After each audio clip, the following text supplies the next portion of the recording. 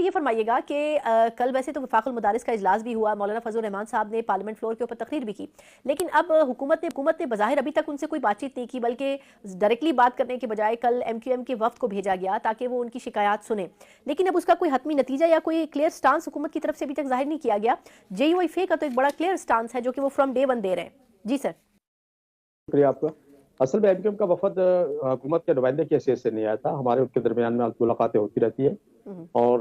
Governor صاحب کی قیادت میں وہ آیا تھا، خاص مقبول صدیقی صاحب بھی تھے اور دیگر حضرات تھے، فاروق ستار اور امیر الحق صاحب۔ اب ان حضرات آئے تھے، وہ کچھ کے پاس ایک تو وہ ہمارا موقف لینا چاہ رہے تھے کہ اس بل پہ آپ کا موقف ہے کیا، وہ کہہ رہے تھے ہمیں صحیح ابھی تک سمجھ میں نہیں آ رہا، اور بلکہ یہاں تک انہوں نے کہا کہ ہم جو اس میں گورنر صاحب نے کہا تھا اب تو وزیر تعلیم کو آپ کے پاس رجسٹریشن کرانے کے لیے لائے ہیں، تو ہم نے پھر ان کو سارا اپنا موقف ایک گھنٹہ سمجھایا کہ 9/11 کے بعد سے مستقل اس ملک میں مساجد اور مدارس کے خلاف ہر دور میں کوئی نہ کوئی طریقہ اور بہانہ بنایا جاتا ہے، ان کے رول کو محدود کرنے کی پوری کوشش کی جا رہی ہے، جس پہ ہم باتیں جب ان کو سمجھائی تو انہوں نے کہا بالکل، انہوں نے اس پہ ایگری کیا، انہوں نے کہا کہ ہمیں آج آپ کا موقف اچھی طرح سمجھ میں آیا ہے اور انشاءاللہ ہم آپ کے وکیل بن کے ہر سطح پہ بات کریں گے، انہوں نے کہا۔ دوسرا انہوں نے ایک ترامیم لائے تھے بلدیات کے حوالے سے، ان کا نقطہ حکومت سے شکایات تھی، اس پہ بھی انہوں نے بات کی، انہوں نے کہا کہ اگر آپ کی بات حکومت سے ہوتی ہے تو ہماری شکایات بھی حکومت تک، آپ کی عزت کرتے ہیں حکومت، آپ کا احترام کرتے ہیں، تو ہماری شکایت یہ ہے حکومت کے ساتھ، اور ایک بلدیات کے حوالے سے ترمیم تھی، انہوں نے کہا کہ یہ ترمیم ہم آپ کو دے رہے ہیں، اس کو ذرا آپ دیکھیے، اور ہم نے اس کو لے لیا اور ترمیم کو، اور وہ ہم نے اپنی لیگل ٹیم کے حوالے کیا، سیاسی ٹیم بھی غور کرے گی، لیگل ٹیم بھی غور کرے گی کہ ہم کس حد تک اس ترمیم پہ ان کے ساتھ تعاون کر سکتے ہیں۔ سر وہ ترمیم جو ہے وہ بلدیاتی قانون کے حوالے سے وہ ایم کیو ایم کا بڑا پرانا مطالبہ ہے کہ جو پاورز ہیں وہ بلدیاتی نمائندوں کو ملے، تو وہ ترمیم کیا ایم کیو ایم خود پیش کرنا چاہ رہی ہے؟ بہرحال ابھی تو ہمیں لائی، میرا خیال وہ کنسنسس سے میرا خیال سب سے پہلے مشاورت کر رہی ہے، سب کو اعتماد مل رہی ہے اپنے طور پہ، پھر شاید وہ آگے بات کو بڑھائیں گے، تو وہ یہ آئے تھے ہمارے پاس کہ اس کو ہم کنسنسس، ہم نے کہا پہلے اس کو دیکھیں اس میں ہے کیا، کیونکہ ہمیں اندازہ ہے کہ بلدیات میں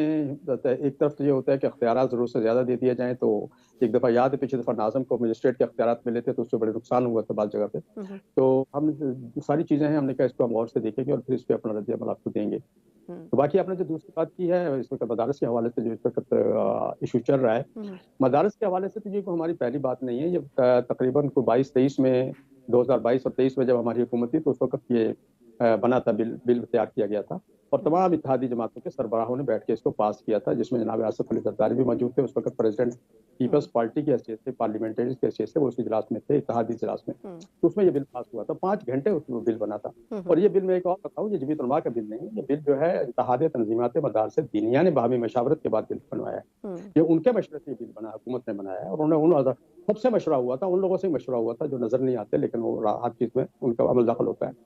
تو یہ بل اس وقت بنا تھا، لیکن اس وقت پھر صورتحال تو آپ کو پتہ ہے ملک کی نازک تھی بہت صورتحال، اور جو چلے گئے تھے حکومت چھوڑ کے وہ بھی کہہ رہے تھے وہ ڈیفالٹ ہونے جا رہے ہیں، یہ بھی کہہ رہے تھے ڈیفالٹ ہو رہا ہے، تو پھر یہ بات ہے کہ جی اس وقت آئی ایم ایف اور اس کا دباؤ نہ آ جائے، وہ کس طرح رک جائے، تو اس کو روک، ہم نے کہا پہلے ملک ہے بعد میں ساری چیزیں، ہم نے کہا ٹھیک ہے رہ لیتے، اب 26ویں ترمیم پہ وہی بل ہے، وہی چیز ہے، اس میں کوئی ترمیم نہیں، وہ جو آبجیکشن جس وقت پریزیڈنٹ صاحب نے کیے ہیں کہ ہاں ان کو پہلے نہیں پتا تھا، یہ 2022 میں نہیں پتا تھا کہ 2001 میں کیا تھا اور 2005 میں کیا تھا، 2019 میں کیا تھا، سب باتوں کو پہلے علم نہیں، کیا 2022 میں جب یہ بل اسمبلی میں پیش ہوا، فرسٹ اور سیکنڈ خواندگی اس کی ہوئی، کیا اس وقت یہ آئی ایم ایف اور ورلڈ بینک کے نام پہ نہیں روکا گیا؟ یہ کوئی نئی چیز تو نہیں تھی، 26ویں ترمیم جب بن رہی تھی تو اس وقت ان کو ان سب چیزوں کو پتہ ہی تھا نا ان کو، اور پھر اس بل کو دوبارہ نئے سرے سے چیک کیا گیا، اس بل کو بلاول کراچی میں بھی ان کی لیگل ٹیم نے جائزہ لیا، جاتی غور صاحب قطع کلامی کی معذرت، سر یہ فرمائیے گا کہ اسی وجہ سے شاید یہ جو مسائل سارے پیدا ہو رہے ہیں حکومت کی طرف سے،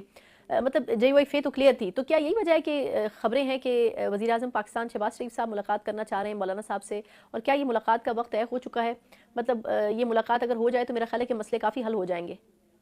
نہیں، میرا خیال اس میں ملاقات میاں صاحب سے ملاقات کی ضرورت نہیں ہے، میاں صاحب پہلے 2-3 دفعہ پہلے تو ہم نے اس بات کو اوپن نہیں کیا تھا، اب خود کل اعظم نذیر طارق صاحب نے کہا میاں صاحب 2-3 دفعہ رابطے کر چکے ہیں، کھانا بھی رکھ چکے ہیں، لیکن ملاقات، مولانا صاحب نے کہا کہ سمپل سا مسئلہ ہے، آپ اس کا نوٹیفکیشن کر دیں، یہ طریقہ آئینی اس وقت تو دیکھیں نا، اس وقت تو ہمیں آئین کی بالادستی اور پارلیمنٹ کی بالادستی کا مسئلہ ہے، اور اس وقت مدارس کا مسئلہ ہی نہیں ہے، ایک بل ہے سرکار نے بنایا ہے، گورنمنٹ نے بنایا ہے، گورنمنٹ نے سارے اس میں جو کلاسز ہے گورنمنٹ نے ڈالی ہیں، ہمیں ہو سکتا ہے کوئی 1-2 پہ اعتراض بھی ہو، لیکن ہم نے کہا چلو اچھا کام ہو رہا ہے تو ہونے دو، تو اب جب سب کچھ آپ نے بنایا کہ آپ نے اس کے لیگل سارے